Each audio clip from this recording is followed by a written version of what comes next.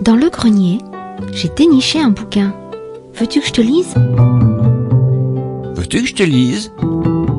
Lecture hebdomadaire proposée par Corinne Timmer.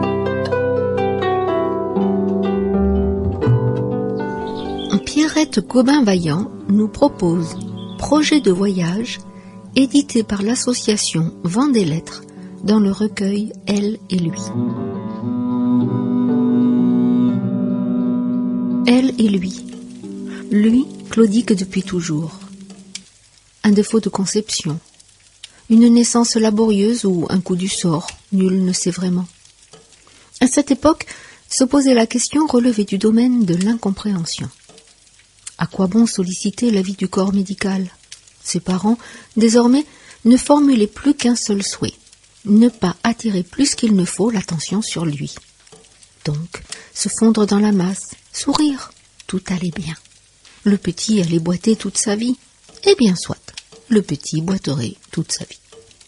Elle, ses frères et sœurs la surnommaient la demoiselle, car la puberté à peine effacée de son visage, elle avait officié chez les médecins et autres familles au commerce florissant en tant que factotum.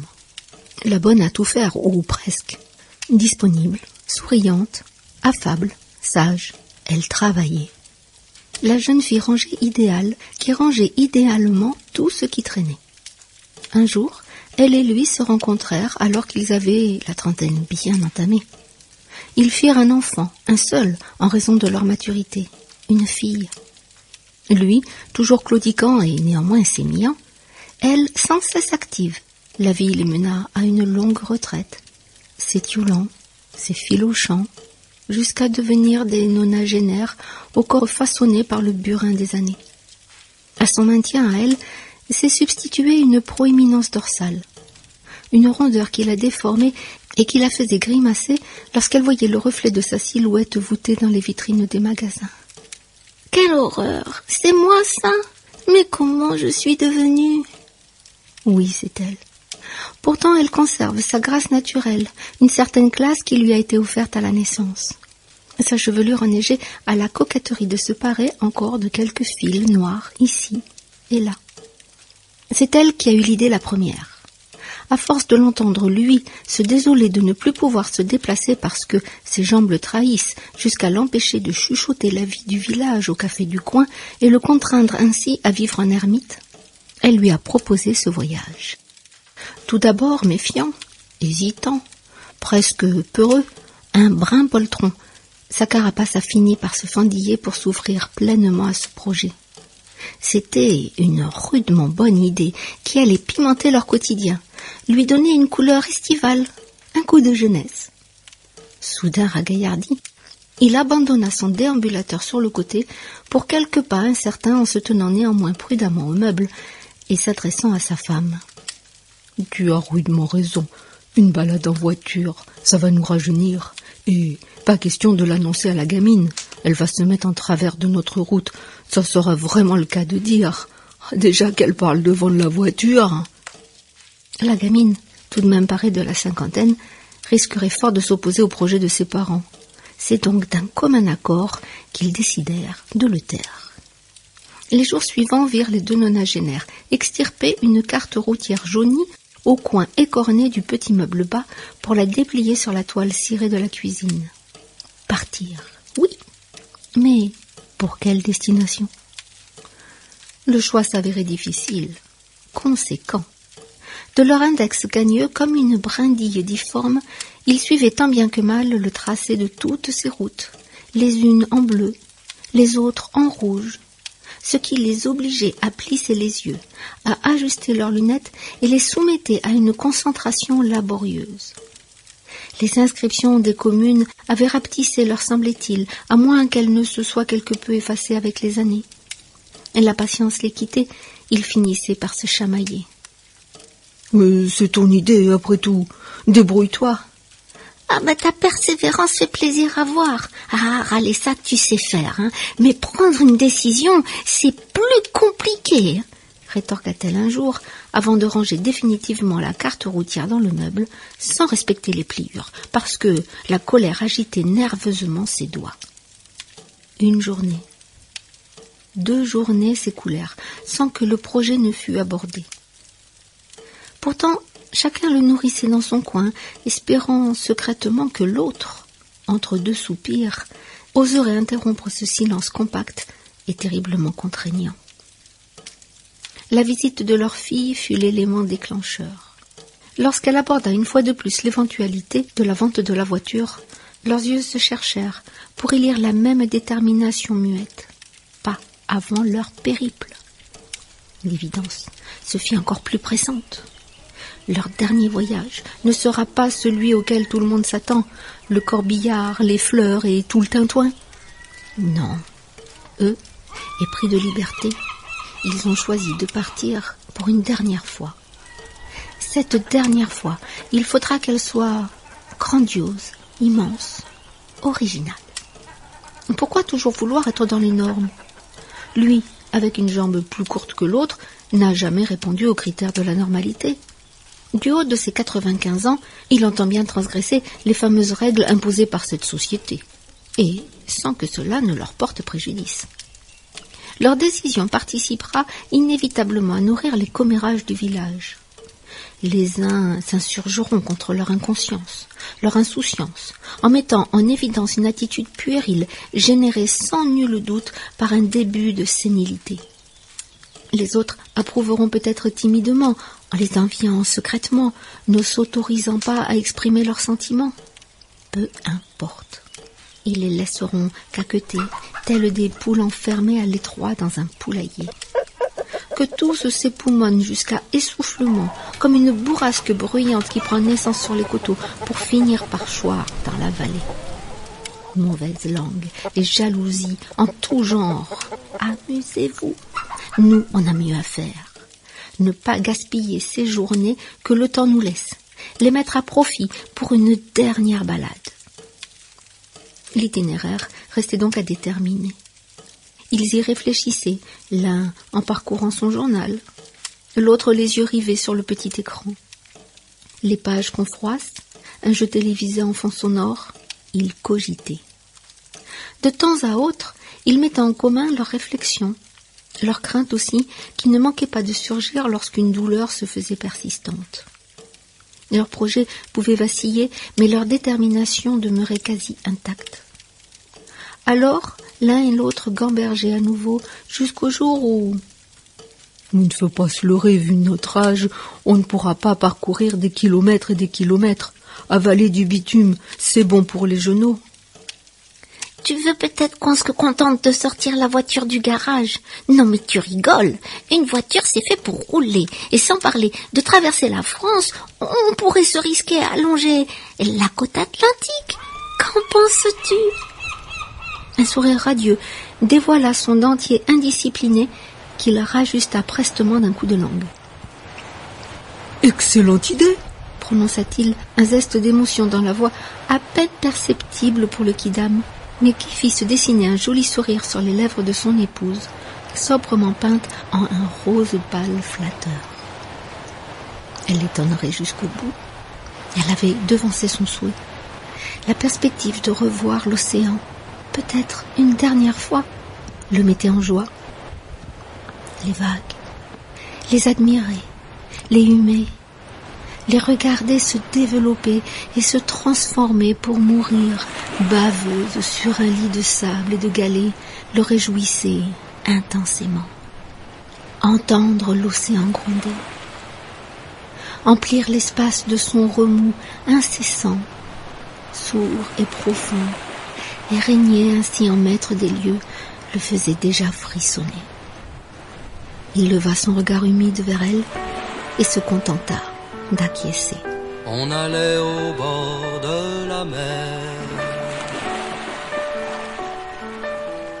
avec mon père, ma sœur, ma mère.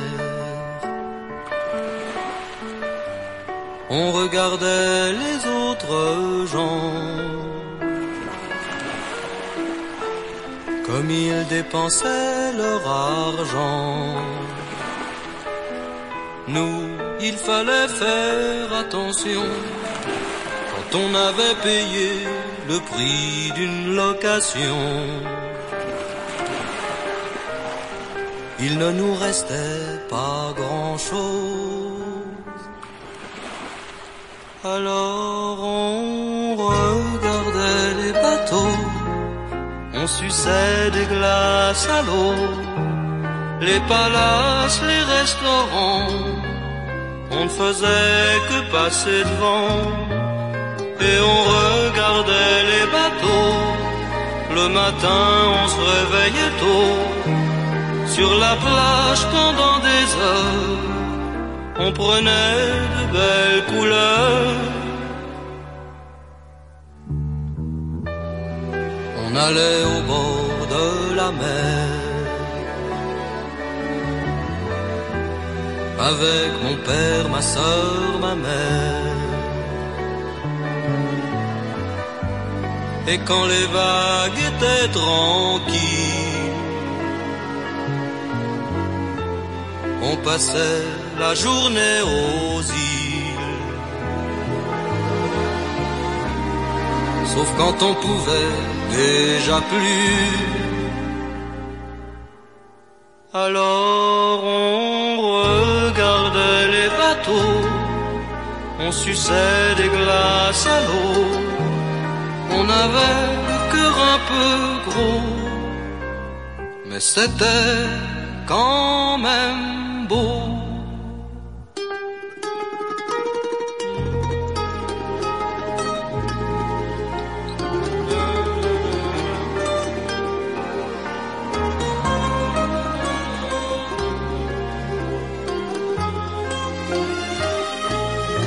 On regardait les bateaux. La côte atlantique, oui, mais dans quelle direction? Cap au sud vers la Charente ou au nord via la Bretagne? Les tergiversations reprirent. Les discussions furent animées, scandées d'éclats de voix, de considérations soi-disant essentielles, de repli sur soi pour enfin aboutir à un consensus dicté par la sagesse qui détendit les visages et l'atmosphère. Longer la côte vendéenne pour rejoindre Noirmoutier par le Gois si possible. Nous totalisons tous les deux 185 ans. Alors soyons raisonnables. Nous allons tout organiser à minima. Petit kilométrage. Donc fatigue moindre et frais non conséquents. Nos douleurs n'oseront quand même pas se manifester pour un si court voyage. S'amusa-t-elle enjouée. Entre les repas et la sieste quotidienne, les contours du périple se précisèrent. Le calendrier des PTT était devenu leur compagnon de tous les instants. Ils ne le rangeaient même plus, le consultant pour un oui ou un non. La carte de la Vendée, qui occupait toute une page, fut disséquée. Leur itinéraire surligné en rouge. Les distances entre les villages calculées et notées sur un petit carnet qu'ils nommaient leur carnet de route. Pas moins de 50 kilomètres les séparaient de leur but. « Tu crois qu'on va tenir ? On est plutôt jeune quand même. » Agacée, elle lui répondit par un haussement d'épaules et tourna les pages jusqu'à l'affichage des marées. Elle souligna en rouge, avec une précision drastique, les horaires de basse mer, afin d'emprunter la route submersible. Il ne s'agit pas de se tromper, il ne manquerait plus que la mer nous rattrape. Optons pour le pont dans ce cas. Comme ça, pas de risque, pas de frayeur. Ah, toujours téméraire. Mais pour une fois, je pense que tu as raison. Ainsi, notre fille ne pourra pas nous accuser d'être inconséquents.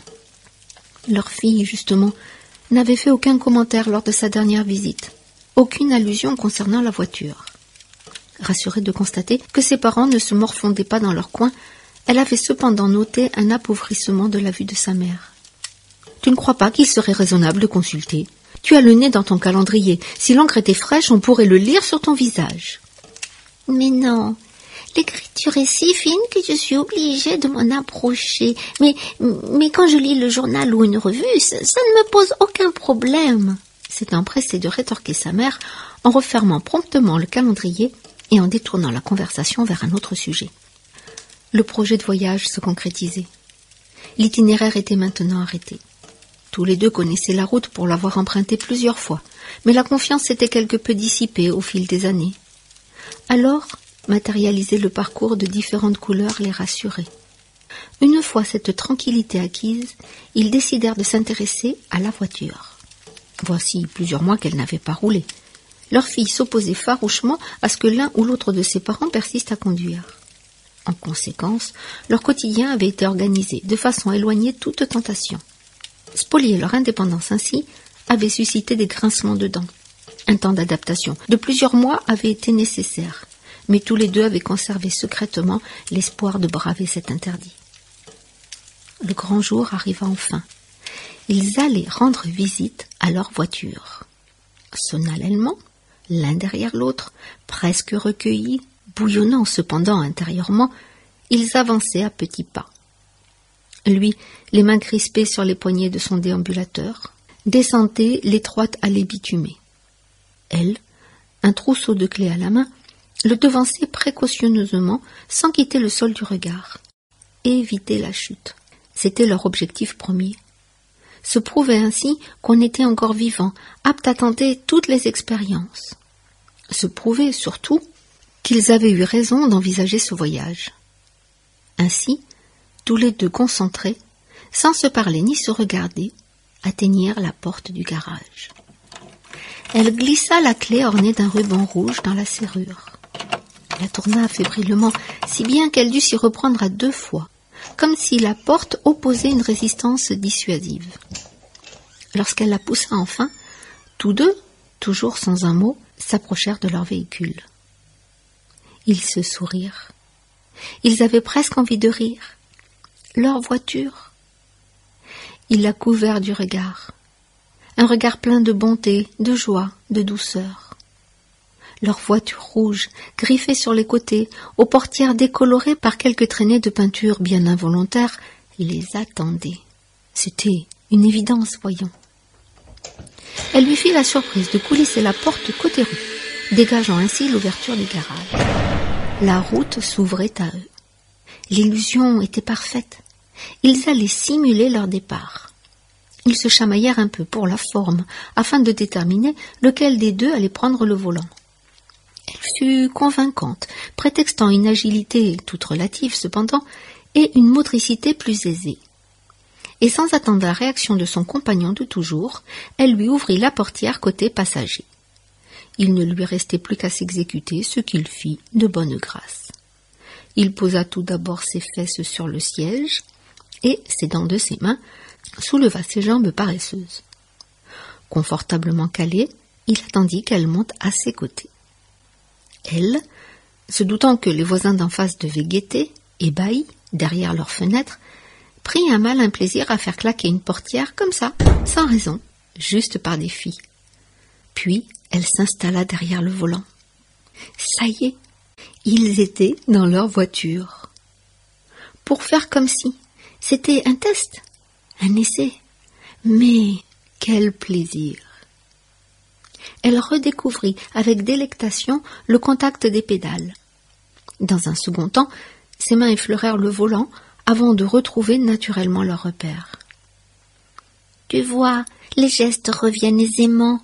Que notre fille cesse de nous dire que nous sommes trop âgés. Il y a des mécanismes qui ne se perdent pas. C'est fou cette manie de vouloir nous mettre en garde. Tu n'es pas de mon avis ?» Lui se taisait. Depuis le début, il observait elle, ce petit bout de femme audacieuse, volontaire, prête à tout pour refuser d'admettre le ralentissement qui s'opérait dans son corps. « Tu seras mes yeux puisque les miens se voilent peu à peu. Même si je ne vois encore pas si mal que ça sur les côtés, tu me guideras. Et si la circulation est un peu trop dense, je serai bien obligée d'être 2 fois plus vigilante. Alors c'est toi qui m'indiqueras les panneaux. Tu comprends, je ne pourrai pas être partout. Même si, c'est bien connu, une femme peut faire plusieurs choses à la fois, mais j'ai mes limites. » Et elle partit dans un éclat de rire. Heureuse. Elle était heureuse à la perspective de conduire à nouveau. Gagné lui aussi par sa bonne humeur, il lui proposa même de démarrer un peu la voiture, juste un peu, pour entendre le moteur. « Chiche, puisque je te le demande. » Elle s'assura que le levier de vitesse était bien au point mort, et la main gauche agrippée au volant, Elle enclencha la clé de contact. La voiture, enrouée, bouda. « Oh ben, je m'y attendais, hein. Depuis le temps qu'elle n'a pas bougé. Allez, on recommence. » À la seconde tentative, le moteur tousseta un peu plus longuement. Lui, chatouillé par un soupçon d'agacement, l'accusa de ne pas être capable de la démarrer. Les sourcils froncés, déterminée, elle insista encore. Enfin, la voiture cessa toute opposition. Le moteur émit un son régulier et prometteur. Elle défia son compagnon du regard avant d'enfoncer un peu plus l'accélérateur. Et elle termina par un coup de klaxon provocateur. « Ça, c'est pour les voisins !» Une semaine venait de s'écouler. Pour eux, le temps pressait. Avides de vivre leur projet, ils avaient décidé que le départ serait pour le lendemain, juste après la visite de leur fille à laquelle ils dissimuleraient toujours leur voyage. Ce n'était pas pour quelques kilomètres.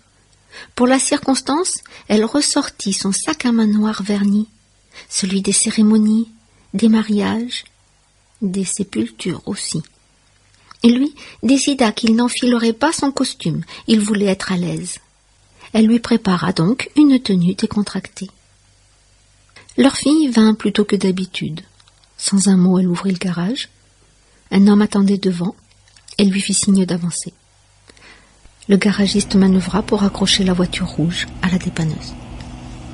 Elle et lui, incrédules, se soutenant mutuellement, regardèrent avec une infinie tristesse leur projet s'envoler. Ses mains à lui tremblotaient, ses yeux à elle se mouillèrent. « Heureusement que les voisins m'ont prévenu », souffla leur fille. Aux environs des belles années 1910, lorsque le monde découvrait l'automobile, une pauvre femme abandonnée avec ses fils par son mari qui s'était enfui à la ville dans une superbe Panhard Elevation qu'il conduisait en plein essor, lui écrivait ces mots d'espoir en pensant que peut-être un soir il reviendrait tout comme avant au lieu de partir dans le vent.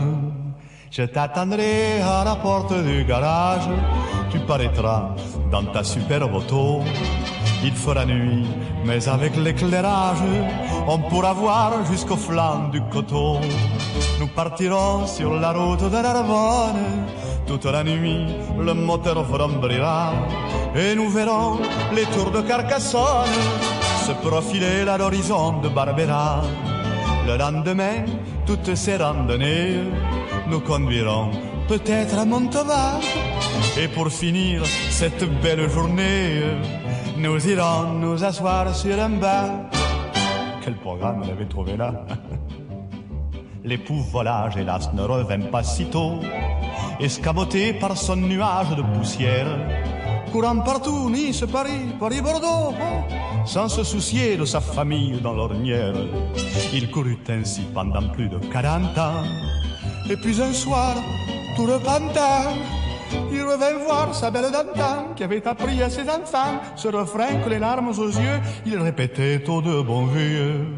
C'est la minute d'émotion, ah quel bonheur, à la porte du garage. Quand tu parus dans ta superbe auto, papa, il faisait nuit, mais avec l'éclairage, on pouvait voir jusqu'au flanc du coteau. Demain, sur la route de Narbonne, toute la nuit, le moteur vrombrira, et nous verrons les tours de Carcassonne se profiler à l'horizon de Barbera. Pour terminer ce voyage de poète, et pour fêter ce retour du passé, nous te suivrons tous deux à bicyclette, en freinant bien pour ne pas te dépasser, en freinant bien pour ne pas te dépasser, en freinant bien pour ne pas te dépasser. Jamais 403, c'est ma femme qui va être contente. C'était Projet de voyage de Pierrette Gobin-Vaillant. Lu par Corinne Timmer, mise en monde Gilles Lagoutte pour l'émission Veux-tu que je te lise ?